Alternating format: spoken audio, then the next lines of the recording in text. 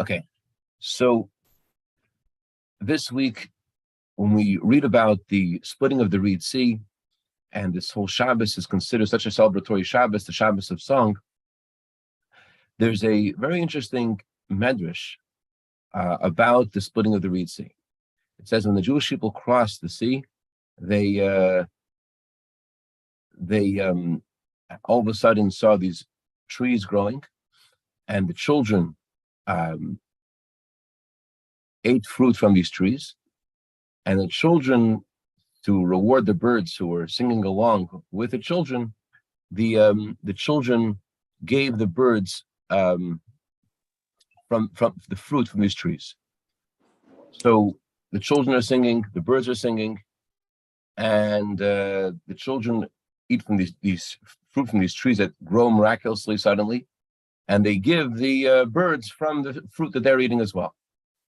So it's a beautiful thing, and that's one of the reasons why it's customary the Shabbos to put out food for the birds. It's because to reward the birds for singing along with us at the splitting of the Reed Sea. But the question is, we have a rule, we have a principle, an axiom in Judaism, that whenever God performs a miracle, it's for a purpose. There's a reason for the miracle. And here, this miracle seems to be for no reason. God could have brought us across the Reed Sea without these trees growing, and without the birds getting rewarded with these fruit. They could have gotten rewarded a different way. What's the meaning of the sudden miracle of these trees growing, producing fruit, even on dry land? For a tree to grow fruit takes a long time. So what's the meaning of all of a sudden this sudden thing that these trees sprout out from the ground and there's fruit? What we have to say, since God does not perform a miracle unnecessarily, we have to say that there's something about the growing of the fruit that is part and parcel of the theme of the splitting of the Reed Sea. And as a result of the phenomenon of the splitting of the Reed Sea, automatically that means that trees grow. So what's the connection between the splitting of the Reed Sea and these trees producing fruit? What does that mean? So we have another teaching in the Medrash about the splitting of the sea. It says in the Torah that when the Jewish people crossed the sea, there was a wall of water on their right, a wall of water on their left, and the Talmud comments that the wall of water on their right is connected to the teachings of the Torah. The wall of water on their left is referring to the mitzvah of tefillin, or another text in the Medrash, the mitzvah of prayer. Torah is called the right because it says in the Torah, on his right hand there is a fiery covenant. The Torah is associated with God's right hand. The general right has to do with revelation. And the left, the wall of water on the left, which was a physical phenomena, but in what merit did we cross the Reed Sea? It was in the merit of the mitzvah of tefillin, according to one text in the Medrash, or according to another text, the merit of prayer in general, which prayer in general is associated with the left, besides the fact that if you are a righty, you put the tefillin on your left hand, but also prayer in general is associated with the left. One reason why prayer is associated with the left is because prayer is about our yearning to be closer to God, and that yearning is because of God hiding himself, that we have this experience of yearning to be closer to God. So the Medrash says that when we crossed the sea, the attribute of God's justice came before God and said to God, these guys are idol worshippers, and these guys are idol worshippers. The Egyptians and the Jews are both guilty of idol worship. So why are you saving the Jews and destroying the Egyptians? They're equally guilty. So the Talmud, the Medrash continues and says it was in the merit of these two things, the merit of the tefillin and the merit of the tefillah, merit of the prayer and the merit of Torah, that's why we were saved. That's what the Talmud says. So the question is, why do we need two merits to cross the Reed Sea? Why two? When God told Moshe Rabbeinu why the Jewish people would merit to have redemption, he said it was because they're going to receive the Torah. And here the Medrash says we have to have two merits. What's the meaning of these two merits? And we need to have more than one, then why two? What does this mean? So there's a very deep and long explanation that the Rebbe gives about this. Just one idea, and this idea itself, very, very a summary of the idea.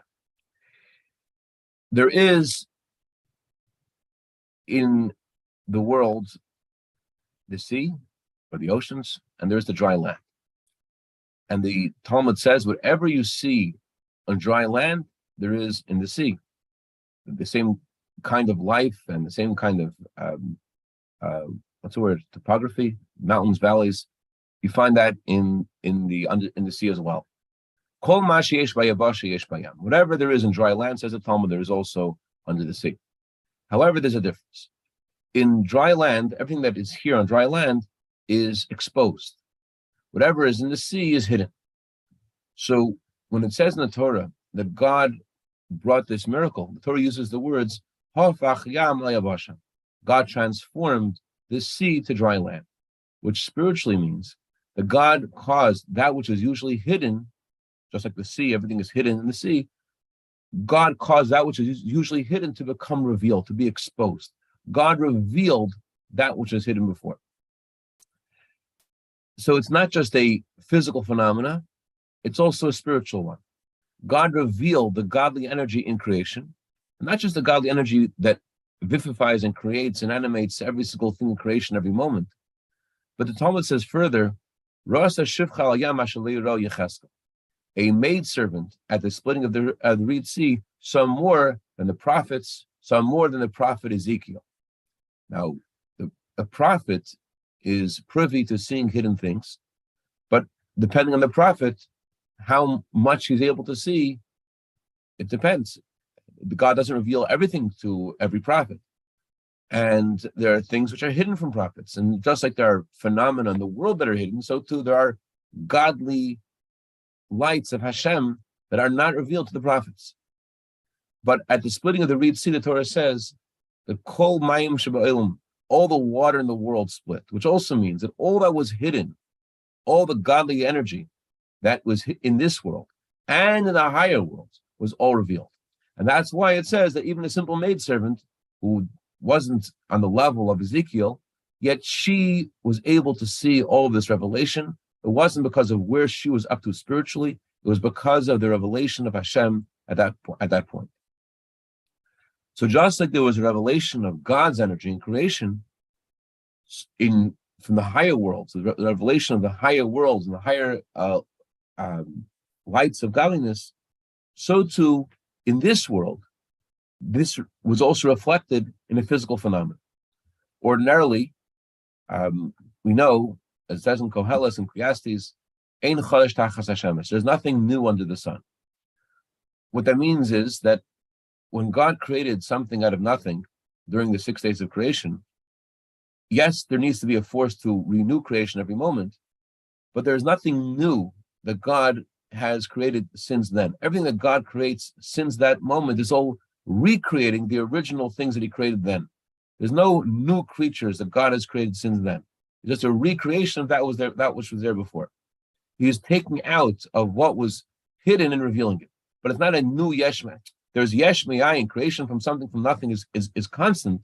However, what happens after the first 6 days of creation is just a recreation of taking everything to exist out of non-existing, out of it being before it was created. It was just the words of Hashem, the spiritual energy of Hashem, and now God caused it to become physical. And now God's renewing this creation every single moment. But among the physical items that God has created, there are no new ones. What does happen is that there is a revelation of potential of things that were created already. Just like Nachmanides says that creation happened on the first day. The Torah says heavens and earth, everything was created on the first day. So Nachmanides explains that God created on the first day of creation, he created the material from which God later created every other detail in creation. He took the general energy that was there on the first 6 days of creation, on the first day of creation, and every day of creation when it says God made this, God made that, it wasn't a new thing. Just that God was taking that thing that he made in the first day of creation and forming it into the various things that were created in those 6 days. But there are no new ones. So when you plant a seed and it grows into a tree, there's nothing new that's here. The potential for the tree's growth is in the seed. And when the tree grows, it's just coming from potential to actual. So just like when Jewish people crossed the Red Sea, there was a revelation of the higher world. There was a revelation of that which was hidden. So too in this physical world, there was also a revelation of that which is hidden. So ordinarily, it takes a long time for a seed to turn into a tree.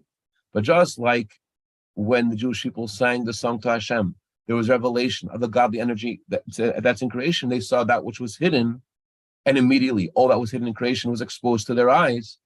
So too is this true physically, that the godly potential in creation, in the seed, immediately was instantaneously became a tree. It wasn't something new. It was just the potential being realized, the potential being revealed. And it wasn't a unnecessary miracle. It was part and parcel of what the splitting of the Red Sea was about. Okay, so this is what happened in the physical world. This is what happened also into the godly energy in creation, beyond creation. There was a revelation of that which is hidden.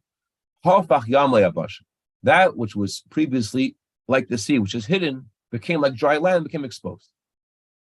But everything that happens in the world, it says in the Torah, God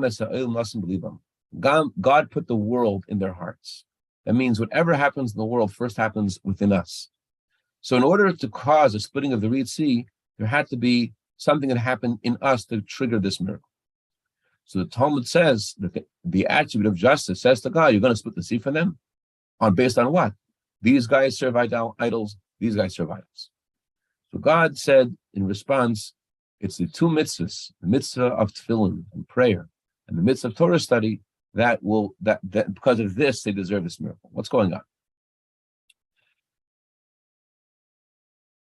It says in Gemara of Zelle, page 18, that there was the following exchange between these two sages. Rabbi Yosef ben Kisma said to Rabbi Chanina ben Tradian, Rabbi Chanina ben Tradian was teaching Torah in public in defiance of the Romans' decrees. And Rabbi Yosef ben Kisma said to him, I will be surprised if you weren't burnt with your Torah that you're teaching. It's very dangerous what you're doing. So they had this exchange, and the Gemara continues, and Rabbi Chanina ben Tradian asks Rabbi Yosef ben Kisma, do you think that I will get to go to the world to come? And Rabbi Chanina ben Tradian, Rabbi Yosef ben Kisma responds, have you ever done anything special in your life? So Rabbi Chanina ben Tradian says, yeah, it was one time when he was collecting tzedakah on Purim, and the money for Purim got mixed up with his personal money. And he gave away all the money to charity. He didn't leave any money for himself. This is the story of the Gemara. Now the obvious question is, Rabbi Chanina ben Tradian is doing amazing things every single day. He's giving his life to spread Torah. So why is he asking Yosef ben Kisma if he's going to go to the world to come? Why wouldn't he go to the world to come? And second of all, if there is a question if he should go to the world to come, the answer should be, well, in the merit of your teaching Torah in public with sacrifice, you deserve it. Why does he ask him about, did you do anything special? And why is this particular event of him giving the money to charity, why is it considered so significant that makes everything else that he did in his life to be not deserving of the world to come? But that thing, that shows you deserve the world to come. The author explains that the original, that there were philosophers, doesn't mention my name, but like Aristotle, who they were very into intellect. They were very into philosophy. They were very into discovering deeper things about the world, about life, about themselves. And they cared about this so much that they ignored physical pleasures. They weren't into it. They just pursued intellect and they discussed ideas, and they fasted, and they couldn't care about physical pleasures. They just loved the pursuit of knowledge. So the author says that Rabbi Chanina ben Tradian was afraid that perhaps, although he's giving his life to teach Torah, maybe this is motivated a little bit by his pursuit of knowledge. Maybe just as what's called in the Chassidic lexicon, Mara Shchayra. Marash Chayra means people who are diligent, people who love to study. Maybe it's just a human nature. Maybe it's not something coming from his soul. Maybe it's something which is coming from his body. Maybe it's something which is coming from his animal soul, from his earthiness. It's not a godly thing. So Rabbi Yosef Kisma asked him, there's a service of God in one area of Torah study, which is related to Marash Chayra, which is related to diligence. And that nature is very different to someone who is happy-go-lucky and very generous and very free with his money. So he asked him, have you ever served God in the other arena, in the arena of generosity? They told him the story. Oh, Reason Kisva says, that shows that your Torah study is not just because it's your nature to study Torah. That indicates that there's something deeper about your Torah study. That shows that when you're learning Torah, it's not just because you love to study. You're not just Aristotle. There's something of soul in your Torah study. There's something godly in your Torah study. You care about what you're doing from the deepest part of your soul. And therefore, certainly you will, in the world of truth, the world to come, you'll be there. If it was coming from your animal soul, then you don't belong in the world to come. It's just coming from it's not a godly activity. It's an earthly activity. But if you're doing something like that, says V'esim Kisma, then he says, I wish my share was with your share. This will help us understand also by the splitting of the Ritzi. In order for the Jewish people to reveal the hidden godliness within creation and beyond creation, to reveal the potential of the seed to produce the fruit, they had to do this in themselves. So the first thing they did was they jumped into the sea. Nachshon and Aminadav jumps in the sea. Sacrifice. Okay, sacrifice is great, but just like in the story of Reis and Kisma, where is the sacrifice coming from? It's not a full revelation there yet, and therefore they had to have the merit of these two mitzvahs, the two different arenas. There are some Jews who love to study Torah, and some Jews who love to study Torah, but they don't like to daven. Some Jews like to daven, they don't like studying Torah. Some people feel, when I'm studying Torah, I'm accomplishing something, I'm gaining something. It's easy to learn another page of Torah. Just an amazing story. Rabbi Mendel Wächter, lang gesund. He said that one time he told his class, he was teaching Torah to a very sophisticated level of Torah scholars, and he wanted them to participate in bringing merit to someone who was very ill. So he asked his class, guys, I want to ask everyone here to spend 3 hours nonstop studying Gemara and Rashi and Tosfos. Everyone's like, we're going to do this, Rabbi. Honor this person. We're going to learn Gemara, Rashi, Tosfos as a merit for this person. Okay. Time passes. I don't know if it's the same person or someone else. He asks his class, guys, you want to study a chapter of Tanya, the merit of someone who was sick? There were some people who said yes. Most people said, not right now. Then there was time passed, and he asked the same group, guys, I want to ask you for a favor. Someone very dear to me is unwell. I want to ask everyone to learn 4 lines of Tanya and to think about them deeply. Nobody wanted to do it. And he said, why? What's the difference? If you think about it, on the surface, what's easier, to study Torah for 3 hours straight, or to take 4 lines of Tanya and to think about them for a few minutes? What's easier? So it's much easier, 5 minutes, just think about the words of Tanya. But no one wants to do the Tanya. And the reason is because when you do the 3 hours of the Gemara, you do it and you're done. And for God and for light, you look at yourself in the mirror and you say, I did for God, I did for people, and you feel great. I did it and I'm done. When he's asking them to go think about the few lines of Tanya personally, he's getting personal. He's going into them. He's asking for themselves. He's not just asking for them to do a thing. This is similar to what the Talmud says over here. The Jewish people are idol worshippers. In what merit were they saved? What merit did they go out of Egypt? What merit did they go out of their limitations? How are they going out of their limitations? They had the limitations. They're part of Egypt. Why are they leaving Egypt? What's going to bring them out? The Talmud says they had to have 2 merits. The merit of one area of serving God, prayer, and the merit of Torah study. Both merits together. Some people, they have like one or the other. In fact, that both merits, that shows that there's something of soul in their devotion to Hashem, something godly in their devotion to Hashem. They reveal their soul in this activity. They're revered because you can only reveal your soul if you're going beyond your nature. And otherwise, it's just you're doing things because it's comfortable. The fact they serve God in both arenas, that shows that there was something of soul what they were doing. I shouldn't say you can only reveal your soul if you're going against your nature. The Alter Rebbe does say to reach pneumius, for things to be real to you, you have to have sacrifice. To reach pneumius, to make your Judaism real to you, you have to have sacrifice. It's true. However, it's not necessary to hurt yourself in order to be able to reveal your soul. You could reveal your soul without hurting yourself, without any of that stuff. But in the activity of doing something hard, you certainly are touching soul. But it's possible, as we learned in chapter 25 in Tanya, just to think about like who you are and what you care about and how you're ready to give your life for Hashem. It's also enough to bring out the godly energy. And that's what happened then. They brought out their own godly energy, their own devotion to Hashem, that triggered in the world the splitting of the Red Sea and caused these seeds to produce fruit. Any questions or comments?